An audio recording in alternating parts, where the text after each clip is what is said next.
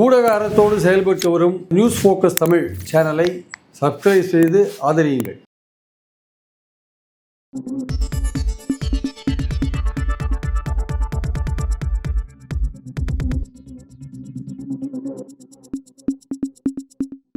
வணக்கம் சார். வணக்கம் சார். தமிழ்நாட்டை பொறுத்த வரைக்கும் தேர்தலை பொறுத்த வரைக்கும் பரபரப்பாக இயங்கிட்டு இருக்கு. திமுக கூட்டணி கிளியராக இருக்காங்க, அதில் எதுவும் பிரச்சனை இல்லை இருக்கிற மாதிரி தெரியல. பட் இந்த பக்கம் ஏடிஎம்கே பொறுத்த வரைக்கும் பாஜகவோட கூட்டணி அமைச்சாங்க. திமுக வீழ்த்துவதற்கு ரொம்ப வேகமாக அரசியல் இன்ட்ரெஸ்ட் காட்டுறாங்க. அது பாஜக தான் இன்ட்ரெஸ்ட் காட்டுறாங்க, ஏடிஎம்கே இன்ட்ரெஸ்ட் காட்டுறாங்கன்ற ஒரு கேள்விக்குறி இருக்குது. ஒன்று, ஏற்கனவே இந்த கூட்டணி ஜெல் ஆகலை அப்படிங்கிற ஒரு விமர்சனம் ஒரு பக்கம் இருக்குது. அப்படி இருக்கும் பொழுது கூடுதலாக பார்த்தீங்கன்னா அதிமுக டிஸ்டர்ப் பண்ணுற மாதிரி பாஜக தொடர்ச்சியாக பேசிகிட்டு இருக்காங்க. அமித்ஷா பேசுகிறாரு, அண்ணாமலை பேசுகிறாரு. அவர் அமித்ஷா என்ன சொன்னார், கூட்டணி ஆச்சுன்னு சொன்னார். பட் அண்ணாமலைனா கூட்டணி ஆட்சிலாம் கிடையாது, டைரெக்டாக பாஜக ஆச்சுன்னு சொல்கிறாரு. இதில் ஒரு சீரியஸான விஷயமா நகருது. பட் இபிஎஸ் இது பற்றி பேசும்பொழுது என்ன சொல்கிறாருன்னா, அவர் பதில் சொல்ல வேண்டாம், நான் பொறுத்திருந்து நான் பதில் சொல்லிக்கிறேன், நான் அதை டீல் பண்ணிக்கிறேன் அப்படிங்கிற மாதிரி இபிஎஸ் சொல்கிற செய்தியில் வந்துட்டுருக்கு. நீங்கள் அதை எப்படி பார்க்குறீங்க சார்? இல்லை, இதில் 2-3 விஷயம் இருக்குது. ஒன்று, நீங்கள் சொல்கிற மாதிரி அதிமுக பாஜகவோட அந்த கூட்டணி 10 மாதத்துக்கு முன்னாடி போட்டு கூட இன்னும் ஜெல் ஆகலைன்ற விஷயம் இருக்குல்ல, அது ஒரு உண்மையான விஷயம். அது ஒரு எண்ணெயும் தண்ணீருமாக இருக்கிற ஒரு விஷயமாக மாறி இருக்கு. ஆக்சுவலாக அது முக்கியமான காரணம் என்னென்னா, 13/4/26 அன்றைக்கி அமித்ஷா இந்த அரேஞ்ச்மெண்ட்டை பண்ணார் இல்லையா அதிமுகவோட. அப்போது அவர் கூட்டணி ஆட்சி தான் சொன்னார். இன்ஃபேக்ட் என்ன சொல்கிறேன்னா, ஒருபடி மேலே போய் போஸ்ட் எலெக்ஷனுக்கு பிறகு நாங்கள் எல்லோரும் உட்காந்து போர்ட்ஃபோலியோஸ்லாம் டிஸ்கஸ் பண்ணி முடிவு பண்ணுவோன்னு சொல்கிற அளவுக்கு ஒரு பேசினார். ஆக்சுவலாக அது பாஜகவோட அஃபிஷியல் டெக்ஸ்ட்டே வந்திருக்கு வெளியில், அவங்க என்ன பேசினார்ன்றது. அதை இவர் ஒரு வாரம் கழிச்சு தான் அப்போ மறுத்தார், யார், இபிஎஸ். அதனால் என்டிஏ ஆட்சின்னு முதல்ல எடப்பாடியோட பேசும்போதுன்னு சொன்னார். அப்புறம் 13 நாள் அன்றைக்கி இங்கே வரும்போதும் எடப்பாடியை வச்சுருந்தே கோயலிஷன் ரூல் சொன்னார். அதுக்கப்புறம் இப்போ இங்கே பாஜக நிர்வாகிகள்கிட்ட பேசும்பொழுதும் 2026 பாஜக தலைமையில் கூட்டணி ஆட்சி மலரும். அதிமுக தலைமை விட்டாங்க, பாஜக தலைமையில் கூட்டணி ஆட்சி மலரும்னு பேசியிருக்கார். அப்போ அவங்க நோக்கம் என்னவாக இருக்குதுன்னு பார்த்தீங்கன்னா, அதில் ஒன்று அஇஅதிமுக பற்றி அவங்களுக்கு ஏதோ ஒரு சந்தேகம் இருக்குது. அவங்க கடைசி வரை நம்ம கூட இருப்பாங்களா தெரியாது. அப்போது பாஜகவே என்ன பண்ணுறாங்க, கூட்டணி கட்சிகளை சேர்க்குறாங்க. போய் குருமூர்த்தி போய் தேராபுரம் தோட்டத்தை கதவை தட்டுறாரு, அவங்க வராங்க, பேசுகிறாங்க, ஏதோ காரியம் நடக்கல வச்சுக்கோங்க.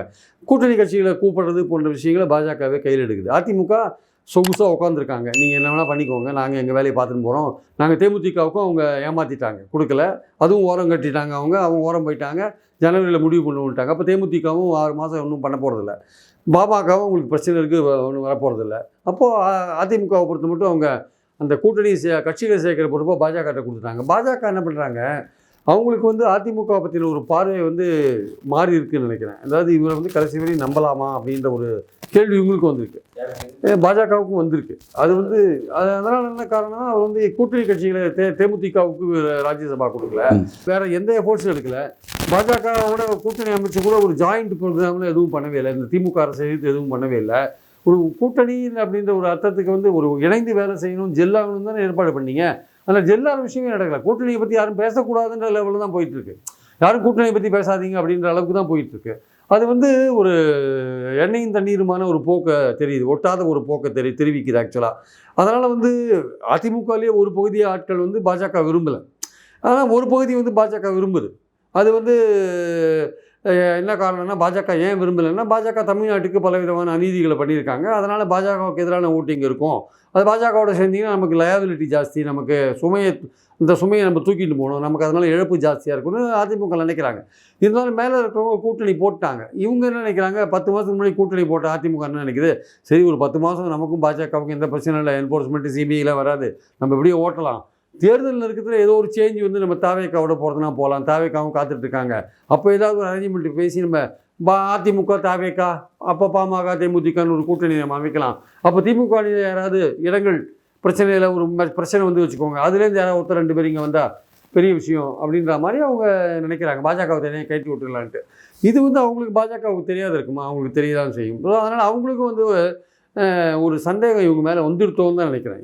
இந்த கூட்டணி கடைசி வரை நீடிக்குமா, அதிமுக இப்படி இருக்குமான்றது ஒரு சந்தேகம் இருக்குது அவங்களுக்கு. ஆக்சுவலாக தாவேக்கான்ற ஒரு ஆப்ஷன், போன எலெக்ஷனுக்கும் இந்த எலெக்ஷனுக்கும் தமிழ்நாட்டில் என்ன வித்தியாசம்னா, தாவேக்கான்னு ஒரு கட்சி இருக்கிறது ஒரு ஆப்ஷனாக இருக்குது எல்லாருக்குமே. அதனால் அதுக்கு என்ன செல்வாக்கு இருக்குது ஏது இருக்குன்றது வேறு விஷயம். ஆனால் செல்வாக்கு மிக்க நடிகர் அங்கே இருக்கார், அவருக்கு ஏதோ ஒரு பர்சன்டேஜ் இருக்கும், நம்ம அது கூட சேரலாம் போயின்ற எண்ணம். அது எப்படி 2014 மக்கள் நல கூட்டணி மாதிரி வச்சுக்கோங்களேன், 16 மக்கள் நல கூட்டணி மாதிரி கூட அமையறதுக்கான வாய்ப்புகள் இருக்குது. அதனால் இறுதியில் இந்த எப்படி போய் முடியும்னு தெரியாது. அதனால் இவங்க வந்து அது நடுவில் வந்து அண்ணாமலை வந்து ஒரு தனி ஆவர்த்தனம் வாசிக்கிறார். அவருக்கு வந்து ஏற்கனவே ஒரு பதவியை பிடிங்கிட்டாங்கன்னு ஒரு கோபத்தில் இருக்கார். அவர் வந்து அடிபட்ட புலி மாதிரி இருக்கார். அவர் இன்னும் ஏதோ ஒரு பிரச்சனையில் என்ன பண்ணுறாரு, ஏதாவது ஒரு தன்னை முன்னிலைப்படுத்திகிட்டே இருக்கார். அது அண்ணா யூனிவர்சிட்டி விஷயமாகட்டும், வேறு விஷயங்களாகட்டும். தான் இன்னும் வந்து அவர் பாஜகவுடைய முன்னாள் மாநில தலைவர், அவ்வளோதான் அவரோட ரோலு. அவர் தன்னை வந்து முன்னிலைப்படுத்திகிட்டே இருக்கார். அவருக்கு ஒரு பதவி தரேன்ட்டு அமித்ஷா சொல்லிட்டார். ஆனால் அந்த பதவியை இப்போ கொடுப்பாங்களா இல்லையான்றது ஒரு கேள்விக்குறியாக மாறி இருக்குது. அது அவர் இன்னும் அவரோட கோபம் அதிகமாகிறதுக்கான ஒரு காரணமாக இருக்குது ஆக்சுவலாக. அதுதான் வந்து கோயம்புத்தூரில் அவர் பேசும்போது கூட்டணி கீட்டணிலாம் பேசாதீங்க, பாஜக ஆட்சி தான் இங்கே வரணும் அப்படின்னு தான் என்னோடய தனிப்பட்ட விருப்பம், இது என்னோடய தனிப்பட்ட கருத்து அப்படின்றாரு. தனிப்பட்ட கருத்து நீங்கள் சொல்ல வேண்டிய அவசியமே இல்லையே, எதுக்காக சொல்கிறீங்க? கட்சி தலைமை ஒரு முடிவு எடுத்துருது அதிமுகவோட கூட்டணின்ட்டு, அப்புறம் உங்கள் தனிப்பட்ட கருத்துக்கு அங்கே வேலையே இல்லையே சார். அதிமுக தலைமையில் கூட்டணின்னு அமித்ஷா சொல்லிட்டார் சார், நாங்கள் கூட்டணி வெற்றி பெறதுக்காக நாங்கள் உழைப்போம், அந்த கூட்டணியில் நாங்கள் இருக்கோம் சார் அப்படி சொல்லிவிட்டு நீங்கள் போக வேண்டியது தானே. அதான் கூட்டணியை பாஜக கூட்டணி எதுன்னு சொல்லாதீங்க, பாஜக தலைமையில் ஆட்சின்னு சொல்லுங்கள் அப்படின்னு அண்ணாமலை சொல்ல வேண்டிய அவசியம் என்ன? அப்போது குழம்பின குட்டையில் மீன் பிடிக்கிறதுக்கு ட்ரை பண்ணுறாரா? எதுக்காக குழப்பறாரு? குட்டை எதுக்கு குழப்பறாரு? முதல்ல அது குழப்ப வேண்டிய அவசியமே இல்லையா? அப்போது அண்ணாமலைக்கு ஏதோ ஒரு நோக்கம் இருக்குது. அவர் அமித்ஷா பேசுகிற மீட்டிங்கில் அவர் பேரை சொன்னோன்னு எல்லாம் கைத்தட்டாங்க. இது வந்து பழைய தமிழ்நாட்டு அரசியலில் பழைய ஒரு புளிச்சு போன ஒரு விஷயம். அதாவது சில பேர் வந்து ஆளுங்களை செட்டப் பண்ணி கைத்தட்டுறதுன்றது. அவருக்குன்னு ஏதோ ஒரு குரூப்பை வளர்த்து வச்சுட்டாரு. அந்த வளர்த்தது வந்து அதே மாதிரி அரசியலில் அவர் பல பேரை பழி வாங்கிட்டார். வார் ரூமை வச்சுட்டு பழி வாங்கிட்டார். ஸோ இதெல்லாம் இருக்கிறப்போ இதெல்லாம் வந்து அவர் அமித்ஷா என்ன நினைப்பார்? அப்போது இவர் பேரை சொல்லும்போது மட்டும் கைத்தட்டுறாங்க, மற்றவங்க பேரை சொல்லும்போது கைத்தட்டல. அப்போ இவர் ஒரு கும்பலை செட் பண்ணியிருக்காருன்னு தெரியுது. அதன் மூலமாக அமித்ஷாக்கு அவர் சொல்ல வர விஷயம் என்னென்னா, எனக்கு இவ்வளோ ஆதரவாளர்கள் இருக்காங்கப்பா, என்ன நீ நீக்கிட்ட பார்த்தியா, எனக்கு ஆதரவாளர் இருக்காங்க பார்த்தீங்களான்னு காமிக்கிறார் அமித்ஷாக்கு.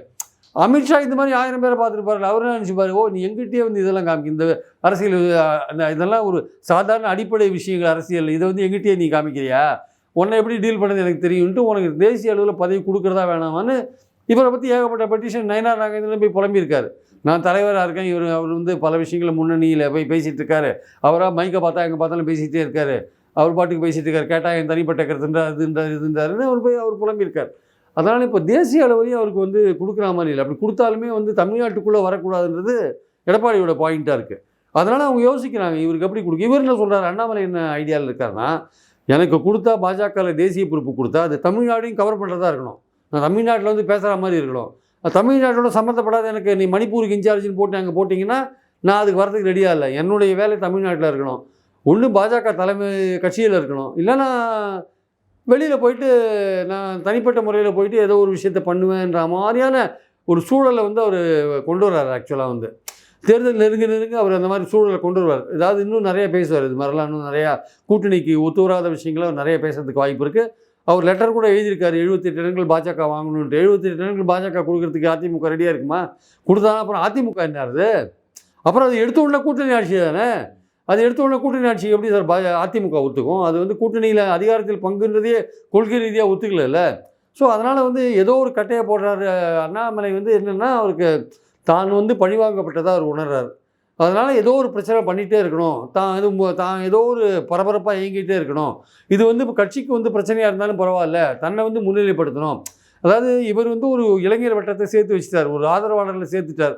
அவங்க என்ன நினச்சி இவர் பின்னாடி போகிறாங்கன்னா, இவர் தான் வந்து தமிழ்நாட்டில் ரொம்ப தைரியமான ஒரு தலைவராக இருக்கார், இவர் திமுகவை பற்றி கவலையப்பட மாட்டேன்றாரு, இவர் தைரியமாக பேசுகிறாரு, இவர் வந்து தான் பாஜக வளர்க்குறதுக்கு இவர் தான் பெட்டர், இவர் தலைமையில் தான் பாஜக 11% தனியாக வாங்கிச்சு நாடாளுமன்ற தேர்தலில், கூட்டணியாக 17% வாங்கி 18% வாங்கிச்சு. நயனார் நாகேந்திரன் வந்து ஒன்றும் பிரயோஜனம் இல்லாத இருக்கார், ரொம்ப அமைதியாக இருக்கார், அவர் திமுக எதிர்க்கிறதுக்கு அவர் டஃப்பான ஆள் கிடையாது, அண்ணாமலையை வந்து மிஸ் பண்ணது தப்பு அப்படின்னு ஒரு கூட்டம் இப்போது இருக்குது, பாஜகவில் இருக்குது. அந்த கூட்டத்தை நம்பி தான் வந்து பாஜக அந்த அரசியலை தான் இவர் பண்ணிகிட்ருக்கார். ஆனால் இவரை பொறுத்த மட்டும், அண்ணாமலையை பொறுத்த மட்டும் அவர் என்ன நினைக்கிறாரு, தமிழ்நாட்டில் தான் என்னோடய பாலிடிக்ஸ் இருக்கணும், தமிழ்நாட்டு மக்கள் மத்தியில் தான் தான் வேலை செய்யணும்னு நினைக்கிறார்.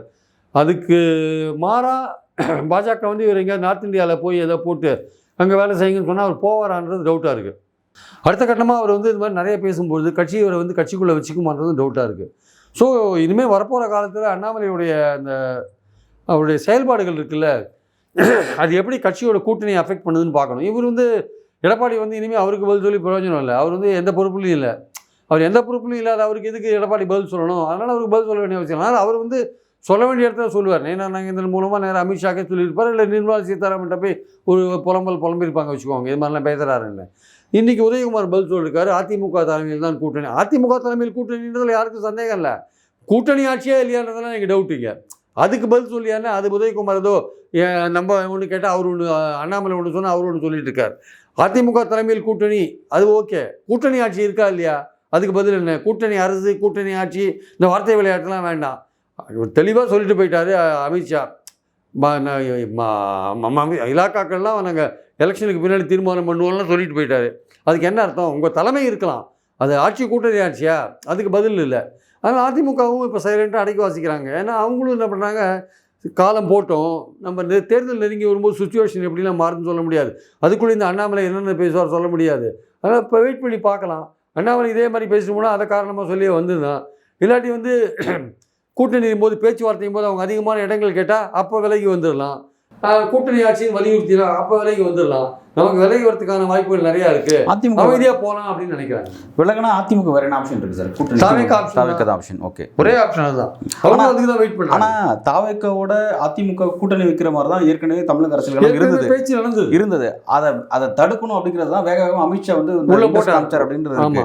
ஆனால் திரும்பவும் அதை நோக்கி நகருது அப்படின்னா அப்போ அமித்ஷாவோட வீகம் தோல்வி அடைஞ்சிடல. அதை அந்த தோல்வியை அவர் எப்படி சந்திப்பார்? அதை சரி பண்ண மாட்டார் சார். அவங்களுக்கு தமிழ்நாடு ப்ரியாரிட்டி இல்லை சார். அவங்களுக்கு அடுத்து பீகார் வின் பண்ணணும். அப்புறம் இதுக்கப்புறம் அவங்க வந்து தெலுங்கானாவை குறி வச்சுருக்காங்க, கேரளாவை குறி வச்சுருக்காங்க. அவங்க ப்ரியாரிட்டியில் வந்து தமிழ்நாடு கடைசியாக தான் வருது. இங்கே வந்து கொஞ்சம் ஐடியாலஜிக்கலாக திமுக கவர்மெண்ட் கொஞ்சம் எதிராக இருக்கிறதுனால, கட்சி திமுக எதிராக இருக்கிறதுனால அவங்க இங்கே அதிகமாக கான்சன்ட்ரேட் பண்ணுற மாதிரி தோற்றம் தெரியுது. அதனால் அவங்களோட ஒரிஜினல் ஐடியா வந்து அடுத்தது தெலுங்கானா தான். சவுத்தில் தெலுங்கானா, கர்நாடகா ஏற்கனவே பிடிச்சிருக்காங்க, அடுத்தது தெலுங்கானா தான் பிடிக்கணும்னு அவங்க நினைக்கிறாங்க அவங்க ஆக்சுவலாக. ஆனால் அவங்க அமித்ஷாவுடைய இது வந்து என்னென்னா வந்து இவர் போகமாட்டார், என்ன தான் பண்ணாலும் இவர் கடைசி வரையும் இவரை வச்சு நம்ம ஒரு கூட்டணி ஆட்சியை ஃபார்ம் பண்ணிடலாம், இவர் வந்து போகமாட்டார்னு அவர் நினைக்கிறார்.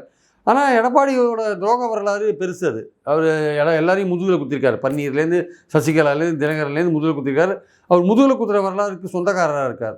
அதனால் அவர் வந்து பாஜகவையும் முதுகில் குத்த மாட்டார்னு சொல்ல முடியாது. அவர் இப்போ அமைதியாக இருக்காருன்னா இவங்க என்ன தான் பேசுகிறாங்க பேசிட்டோம், என்னென்னலாம் பேசுகிறாங்க பேசிக்கிட்டோம், கடைசியில் நம்ம விலகி வரத்துக்கு இதெல்லாம் ஒரு காரணமாக நம்ம வச்சுக்கலாம்னு பேசாமல் இருக்கார். நாளைக்கு அமித்ஷாவே கேட்க முடியாது, எப்படி போய்டும், நீங்கள் இப்படிலாம் பேசுகிறீங்களே, எப்படி பேசுகிறீங்க நீங்கள், இதெல்லாம் எங்களுக்கு ஒத்து வராது, நாங்கள் விலகி போகிறோம்னு சொல்லிட்டு போவாங்க. ஆனால் தேர்தல் இருக்கிறதுல போனால் பாஜகவாலையும் இவங்க மேலே ஒன்றும் இந்த என்ஃபோர்ஸ்மெண்ட் அது இதெல்லாம் தேர்தல் சமயத்தில் ஒன்றும் பண்ண முடியாது. அது முடிஞ்ச பிறகு பண்ணலாம். தேர்தல் முடிஞ்ச பிறகு எப்படிப்பட்ட நிலைமை ஒரு அரசியல் அதெல்லாம் அப்போ பார்த்துக்கலாம். ஆனால் சார் சென்ட்ரலில் வந்து வலிமையாக வந்து ஆட்சி இருக்குது, அது 29 வரையும் இருக்குது. 29 வரையும் இருக்குது. அப்படி இருக்கும்போது வந்து மோடி தான் பாஜக தான் அப்படின்னு இருக்கும்போது அதை வச்சு அவங்க என்ன வேணா பண்ணல. கூட்டணி அங்கே ஒரு கூட்டணி ஆட்சி தான் நடக்குது. பாஜக ஆட்சின்றது ஒரு கூட்டணி ஆட்சி நடக்குது. அந்த அளவுக்கு வந்து அதிமுக அவங்க பழி வாங்கினா பழி வாங்கிறதுக்கான வாய்ப்புகள் வந்து இவர் துரோகம் பண்ணிட்டு போனால் அது இருக்குன்றதுல அது எலெக்ஷனுக்கு முடிஞ்ச பிறகு தான் வரும் அது ஆக்சுவலாக. பட் எலெக்ஷன் முடிஞ்சு போன பிறகு என்ன மாதிரி சொல்கிறது, பாஜகவே எப்படி வின் பண்ணுதா இல்லையான்னு தெரியாது. ஸோ அதனால் அந்த அரசியல்ன்றது அந்தந்த கட்டத்துக்கு ஏற்பதான் சார் காய்களை நகர்த்துறது. இப்போ 24க்கு முன்னாடி என்ன சொன்னார் எடப்பாடி? 26 வரையும் பாஜகவோட கூட்டணி கிடையாதுன்னார். அப்புறம் கூட்டணி சேர்ந்தாரா இல்லையா? ஸோ அதனால் 26ல் என்ன ஆகுன்னா, அப்புறம் 29 பார்லிமெண்ட் உங்களுக்கு ரொம்ப முக்கியமான தேர்தல். அப்போ நம்ம கூட்டணி சேர்ந்து போட்டி போடலாம். இப்போ நீங்கள் இது மாதிரிலாம் பேசிட்டீங்க முன்னாடி, அதனால தான் இது மாதிரி போச்சு, நாங்கள் பிரிஞ்சு வந்துட்டோம், இனிமேல் 29 நம்ம கூட்டணி சேர்ந்து போடலாம். அப்போ ஏதோ ஒரு கதையை விட்டாங்க வச்சுக்கோங்க. இந்த அதிமுகவில் ஒரு குரூப்பு பாஜகவோட ஒரு கான்டாக்டில் இருந்துகிட்டே இருக்காங்க சார். வேலுமணி, தங்கமணி போன்றவரெல்லாம் பாஜகவோட ஒரு கான்டாக்டில் இருந்துகிட்டே இருக்காங்க. அதனால் எந்த நேரத்தில் வேணால் பிளேட் எப்படி வேணால் திருப்பிக்கிறாங்க அவங்க ஆக்சுவலாக வந்து. ஸோ 24க்கு முன்னாடி கூட்டணி இல்லைன்னு சொல்லும்போதும் கான்டாக்டில் இருந்தாங்க. அப்புறம் இப்போது கூட்டணியில் இருந்தபோதும் ஓகே. இப்போ 26ல் வந்து கூட்டணியில் இல்லாட்டி அப்புறம் கான்ட்ராக்ட்லேயும் இருப்பாங்க. ஏதோ ஒரு வகையில் பாஜகவோட ஒரு கான்ட்ராக்டில் இருந்து இருக்காங்க. அதனால் இது ஒன்றும் பெரிய அளவுக்கு நம்மளை அவங்க பழி வாங்க மாட்டாங்க அப்படின்னு நம்புகிறாங்க ஆக்சுவலாக அதிமுக நம்புது. அடுத்த கட்ட நகர்வு எதை நோக்கி நகருங்கிறத பொறுத்து வந்து பார்க்கலாம் சார். நன்றி.